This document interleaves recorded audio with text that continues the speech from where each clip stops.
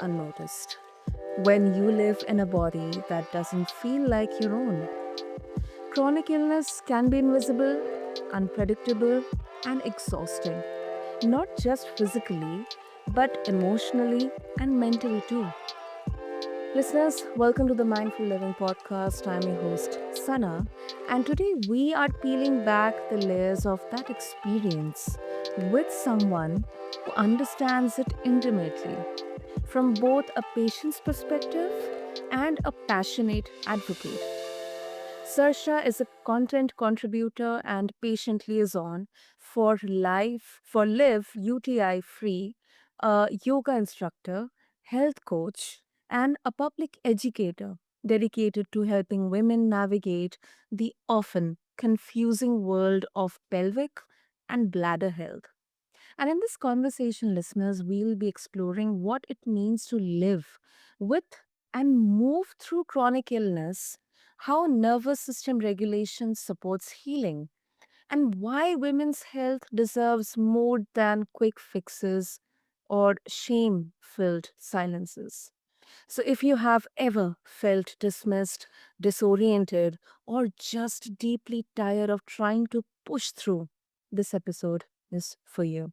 So, Sarsha, welcome to the show, and I'm really, really honored to have you here with us. Yeah, thank you so much. And I'm really looking forward to this conversation. Definitely, we need to have more conversations like this around not only chronic illness, but specifically women's health. So, yeah, thank you for having me. Absolutely, absolutely. I couldn't agree more with you, Sarsha. And with this, let's first try to understand chronic illness.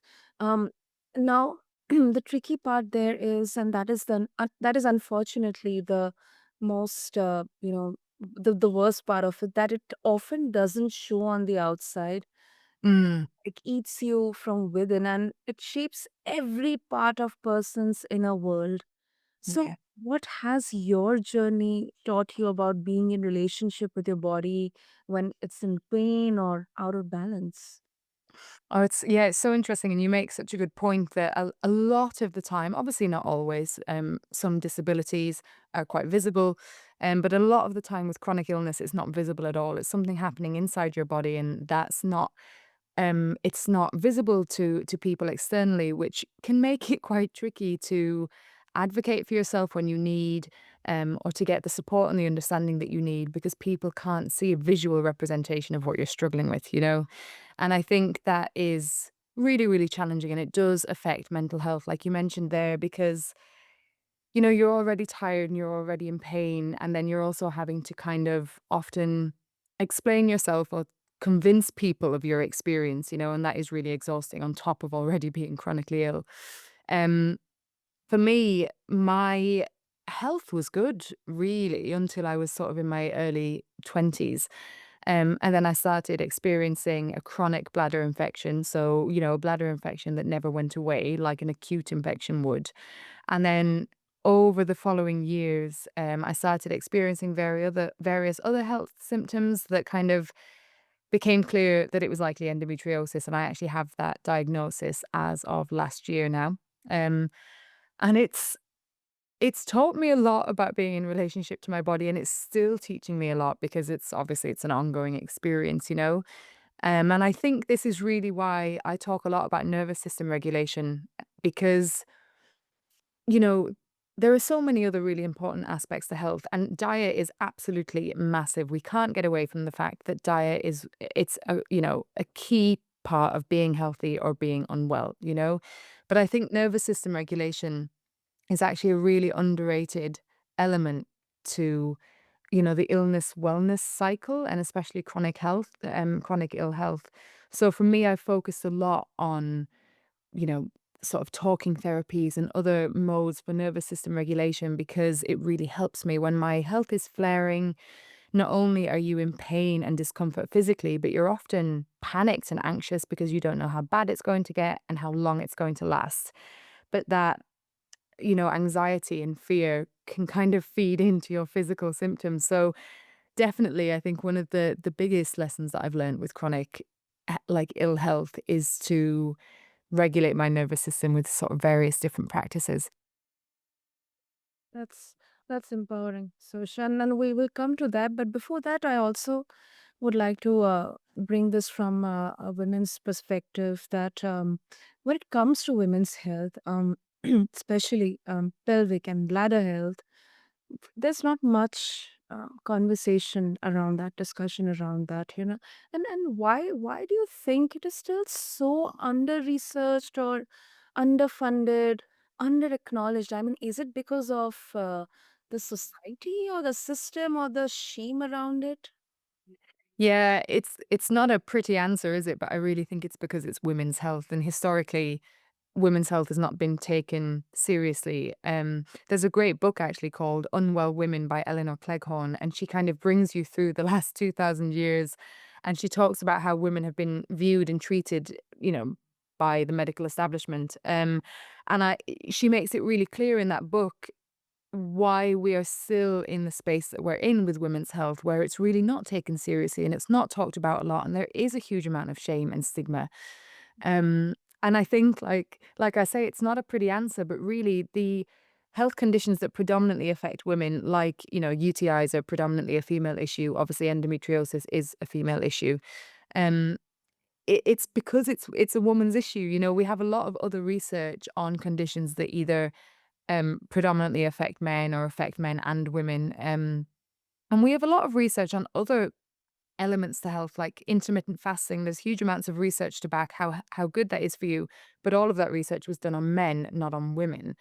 So it just seems to be like, yeah, like a cultural or a societal blind spot, or a lack of care or a stigma towards the fact that if the condition predominantly affects women, it's not viewed as a massively important thing to research or to understand. And yeah, I'd love for there to be another reason. But actually, I just think that it's just like I say, it's a cultural norm. It's just become the norm in the medical community. I know that there are a lot of people and organizations campaigning to try and change that and to close the gender gap in research and care, but we've still got a long way to go. That is unfortunately true. We still have got a long way to go, and I also believe. I mean, especially in the midlife, um, this holds more and more relevance, especially the shame around it, because it's kind of presumed that, oh, it's just midlife, and if you have kids and all, then your body is naturally exhibiting these signs and symptoms, so it's natural. Just go with it. Just adjust with this. So I don't know. Maybe I because I haven't personally gone through that, but I can still feel observing that could be it could be one of the reasons. Yeah, and you're right. Like, there's a huge amount of like, there's a really dismissive attitude towards things like that, and exactly like you say, midlife is a really great example because a lot of women, well, women are experiencing perimenopause around that time in menopause, and there's a huge amount of like misinformation, because like you say, there's that attitude that, oh, well, it's normal, you're meant to experience all those symptoms. And you find that same attitude towards menstruation, periods. Women are, experiencing menstruation from early teen years, right up to that menopause point. And there's a huge amount of misinformation out there that periods are meant to hurt and you're meant to be bloated and get acne and fatigue and digestive issues. And that misinformation and that dismissive attitude is really damaging, because what we do know, more and more, is that those are symptoms. They're not actually the norm. You're not meant to feel awful as a woman for a week every month or for several years in your midlife. Those are symptoms. But until we can kind of dispel that attitude of, oh, well, that's just normal, then women are going to really struggle to access appropriate care, which is why these conversations are so important. So that, because a lot of women have, been brought up in a society that's taught them those symptoms are normal. So a lot of women don't even question, they take these symptoms and they deal with them every month or in midlife, and they just assume that that's how they're meant to feel. So, yeah, these conversations are really important to kind of educate and empower the individual woman to know that if she's experiencing symptoms, it's not, it's common, but it's not normal, and there's things that she can do about it. And to also, I suppose, put pressure on people that are allocating funding and researching various sort of aspects of health so that they might put some more time and energy into helping women understand what these symptoms mean and how to manage them? True, true. That's a really, really powerful point. Mm. Right. For the fact and Sasha, now coming back to chronic illness and the nervous system regulation. I mean, you highlighted it as one of the most important components of that. Mm. And it's definitely gaining attention in the health circles. However, what does it practically look like for someone who is living with chronic symptoms day to day? Yeah, so it's funny, isn't it? Because we all know that, quote unquote, stress is bad for you. But I think until more recently, people kind of didn't really understand exactly what was happening. But when we say, I mean, stress to some degree is normal, but chronic stress is not good for you. And it actually has a very measurable physical effect in the body. It heightens levels of inflammation, it slows down digestive processes, it does all sorts of things that really negatively impact health. Um, and I think a lot of people are living in a chronically stressed state. We're not living in a world anymore where the stresses are acute, and everyone always uses this image of your ancestor, the caveman fighting off a lion. It's probably overused, but it is a good way to demonstrate that that would have been an acute moment of stress. And then once that threat was dealt with, your body can go back to a state of balance. Whereas in today's world, we are living with many, many, many, many chronic stresses. Now, they might be much smaller. You're not necessarily, your life isn't necessarily in danger every day, but there is a huge amount of chronic stress on a daily basis for most people. And that's not good for the body. The body's not meant to deal with chronic stress like that. And as I say, there are measurable physical effects. It increases levels of inflammation in the body, which, wreaks havoc really on your health. It also affects different systems of the body, like your reproductive system. It messes with your hormones, it affects your digestive system, it messes with your ability to absorb nutrients and excrete waste. So it's really, really, really important that we all incorporate some form of nervous system regulation into our day.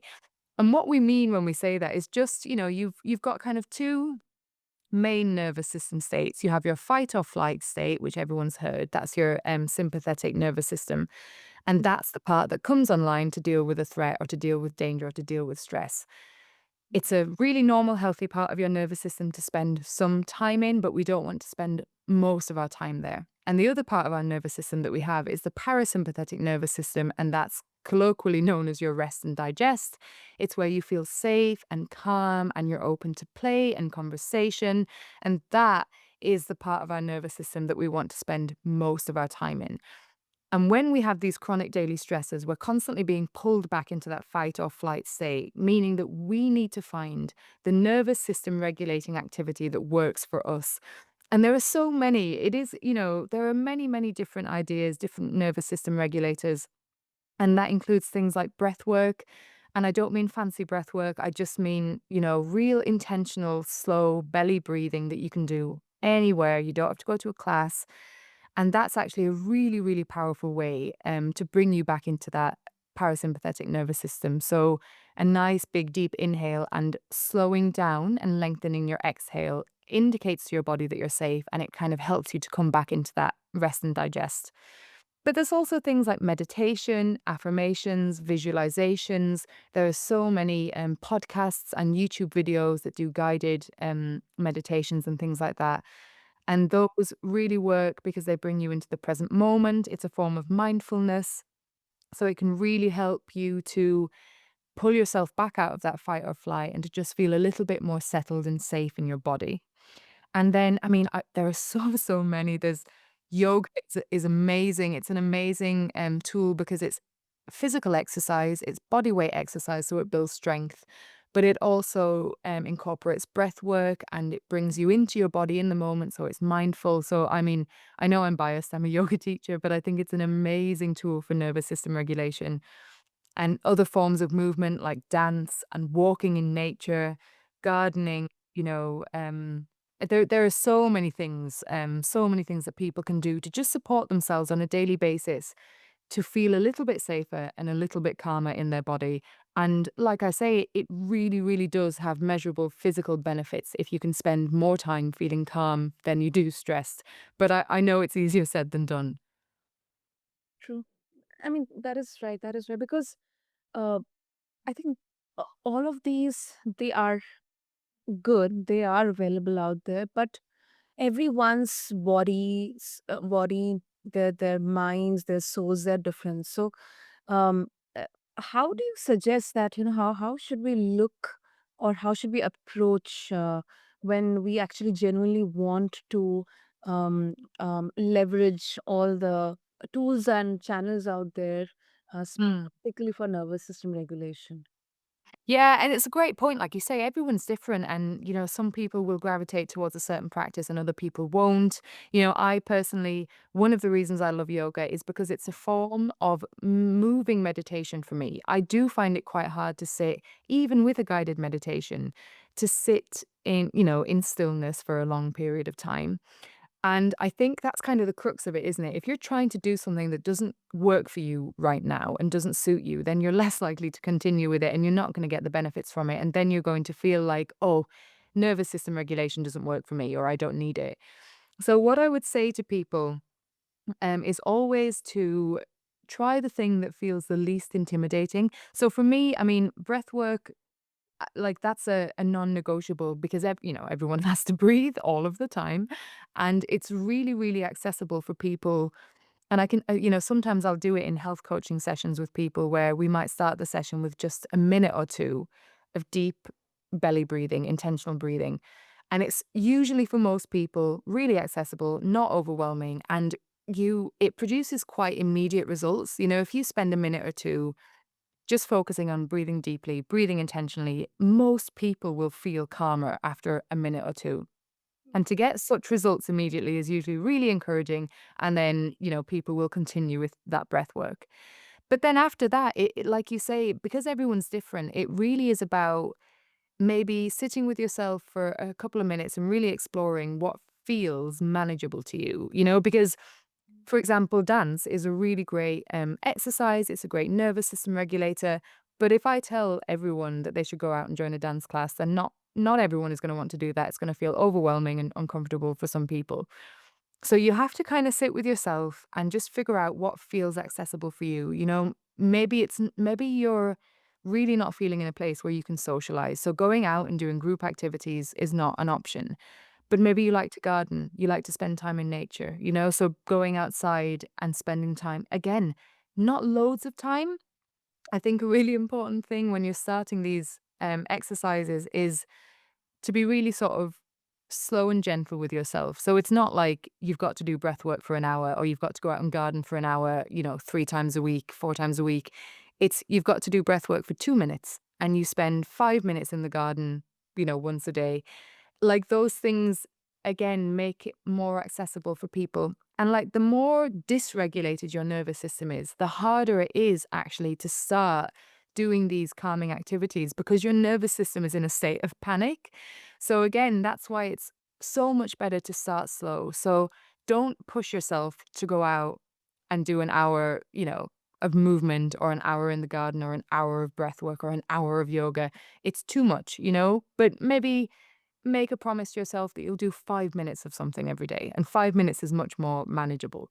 So, yeah, I think it's just about, doing a little bit of self inquiry and landing on the practice that appeals to you most. And then just remembering to be gentle with yourself and just start slow, a couple of minutes and just build up to spending more time doing that thing, but not to pressure yourself. That is so, so right, Saoirse. And I also believe that this holds much more importance and relevance for women who have got too much on their plate. Yeah. Homemakers or working mothers, working homemakers, caregiving. I mean, Mm. it's a lot on their plate. So sometimes even 5 minutes is a privilege. So Yes. Yeah. so that's why I believe this is so, so important for them. I think that's why I really love breath work. But I don't know, some people have different ideas of what breath work is. And I know that, where I live in Ireland, breath work is kind of considered to be this quite intense practice where you go to this hour-long class and you do that.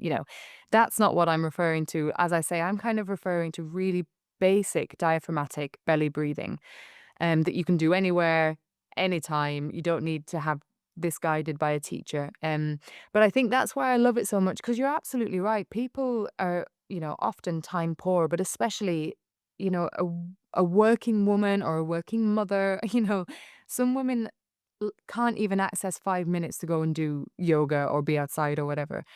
I think that's why breath work is so powerful, because you are breathing every minute of the day. You have to breathe. And if you can just get into the habit of doing some belly breathing, like, you'll always have time to do that. Whether you're looking after the child or doing a chore, you're breathing all the time anyway. If you can kind of become like, or begin a habit where you are just learning to breathe a little bit deeper, connect to your belly, breathe in, feel your diaphragm expand, and then slow down the exhale a little.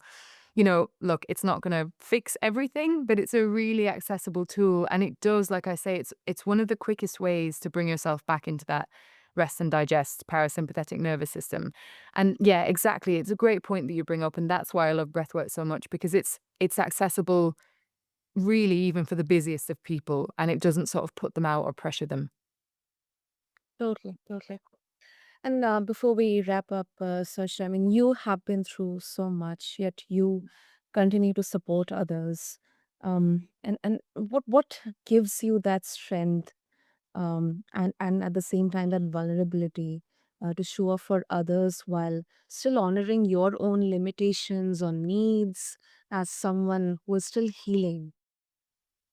Yeah, that's a great question, because absolutely, there was a point in my life, I think I was about 24, 25, 26, when the bladder symptoms were really bad and the other sort of endometriosis symptoms were starting to occur.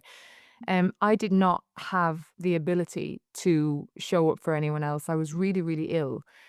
And I remember, as my health started to improve through various different, I was using conventional and alternative medicine and different therapies.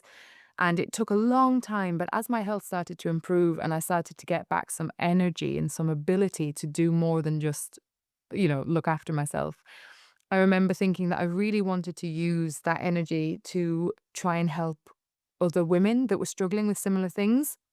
And I think there's nothing like experiencing something yourself to kind of motivate you to want to help other people who are also struggling. So for me, like you say, my health, I'm still not 100%. I mean, endometriosis is a chronic illness, and I'm a lot better than I was, but I'm not 100%. But I get a lot of joy and pleasure from sort of educating and empowering people and having conversations where I can see that women get information that they might not have had access to before. And I just know how important it was for me. The organization that I work for, Live UTI Free, it was through them that I first found help for my bladder symptoms, and it changed my life. It really changed the course of my life, because I had been to doctors prior to speaking to Live UTI Free, and I'd had no help really. And I know how powerful it was for me to just have that, essentially that one conversation at first, with the founder, Melissa, where she provided me with information on doctors in England, not Ireland, who would help with chronic, UTI. And it was so, so powerful. And I always remember that. And I guess it's that awareness, that knowledge, and that experience that I've had that really kind of spurs me on to try and do that for other women, to provide that knowledge, to that education, and then empowering them to go and, try and find the help that they need. So yeah, and I mean, like, the more that you do it and the more conversations you have, the more motivated you are to do it as well, because you're seeing it work in real time. So yeah, but that's a great question. Yeah, thank you. I think that that is really powerful, and definitely, moreover, holding space for others, even as we are still figuring it out ourselves, it really Yeah. it's deeply human and connected, even in the age of technology and AI and everything. Uh, Mm. and Sasha, also, personally, I also feel this question will come to, especially in all the female listeners' minds, that If they or someone they know is going through similar issues, I think there are a lot of solutions available and options right now. We talk about natural, organic, something directly from nature which can actually cure or heal, um, UTI or maybe concerns related to periods and all. Uh, Mm. how do you suggest, like, what approach should they take? Should they educate themselves first, do some research, or Mm. should directly go to a doctor? Like, So it's tricky because as you say, everyone's different, and especially when we're talking about something like a chronic, or well, any kind of bladder infection or endometriosis. You are dealing with an infectious agent in the terms of a bladder infection, and a chronic disease in terms of endometriosis. So there's definitely no silver bullet or a cure all, and it's really important, of course, to always go to your doctor. I know that women often struggle to access good sort of compassionate care from doctors. I do know that that was also my experience. Oftentimes doctors aren't, you know, o as up to date on the literature around women's health, but it's important to go anyway and to bring this up with your clinician and see what you can access there. But that can be really tough. It can feel disempowering if you don't have, an appointment with your doctor where you can actually access care or where you feel like you've been fobbed off. And that's where I think, diet and lifestyle is so, so important. Like I say, there's no one thing that you're going to be able to do that's going to cure your infection or cure your chronic disease, but there's a huge amount that you can do to support your health. And I think the word for me is always anti-inflammatory. So things like chronic diseases, and even, if you're susceptible to infections, so that might be bladder infections or vaginal infections, or infections in any part of your body, really. We have to think about the immune system and we have to think about inflammation. So, in the case of something like a bladder infection or with endometriosis, there's increased levels of inflammation in the body due to various different mechanisms, but that's putting quite a burden on your immune system and other things like gut health and, all of that. So you can do a lot to tackle inflammation through diet and lifestyle. So if you focus on anti-inflammatory foods, which are things like turmeric and ginger, vitamins A, C, and E, fiber, which comes from plant foods, vegetables, there's a huge amount that you can do that you can include even before you look at excluding food, which I know can feel, it can feel quite daunting to change your diet. And if you get a list of foods that you need to exclude, it can feel overwhelming. But so with my clients, before I work on excluding foods, the first thing I do is bring in anti-inflammatory foods into the diet. So like I say, all the things I've mentioned, lots of berries, lots of fresh vegetables. If you like turmeric and ginger, they are absolute powerhouses for anti-inflammatory nutrients. So if you can include them in curries and soups and stews and teas and supplements wherever you can get them. So, and then the second thing is an anti-inflammatory lifestyle. And nervous system regulation is a huge part of that because the more time you spend feeling safe and regulated, the lower the levels of inflammation are in your body. It's also things like looking at the personal care items that you use. Real issue with scented women's, personal care because a lot of the chemicals in fragrances disrupt your hormonal system. So it's like looking at, are you using a lot of scented personal care products? Can you swap them out for unscented or naturally scented? Are you using a lot of plastic in your cooking or your food storage? Can you swap it out for some other kind of material? And then, like I say, all of that nervous system regulation stuff. So this, as I say, there's no one thing, but if you are struggling with infections or chronic diseases, chronic illnesses, start to Google anti-inflammatory foods, anti-inflammatory practices, hormone regulation tools, nervous system regulation tools. And again, it can feel really overwhelming, but just be really gentle with yourself. Do the Googling, read the things that you read, pick what feels the most accessible to you, even if it's, you know, not the most anti-inflammatory thing that you can do. As long as it's accessible to you, then you're more likely to stick with it and just start focusing on adding in these practices throughout your day, and again, no pressure. You don't have to change your whole lifestyle in a week. But if you can start to move yourself towards anti-inflammatory foods and lifestyle, it's going to do a huge amount of good for your general health and for your chronic disease or your infection.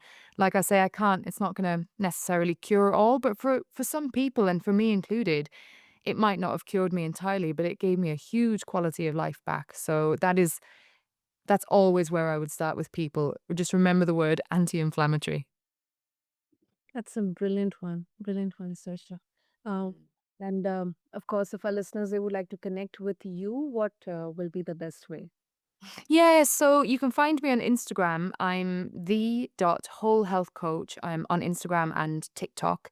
Live UTI Free have an amazing website full of all sorts of articles on different things, huge amounts of information on their website. They also have a YouTube channel where there's interviews with specialists.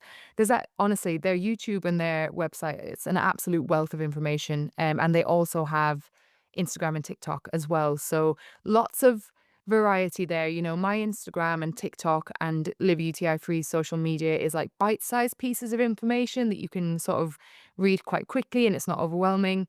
But if you have time and energy to read a longer article or to watch a longer video, then definitely check out the Live UTI Free website and their YouTube channel.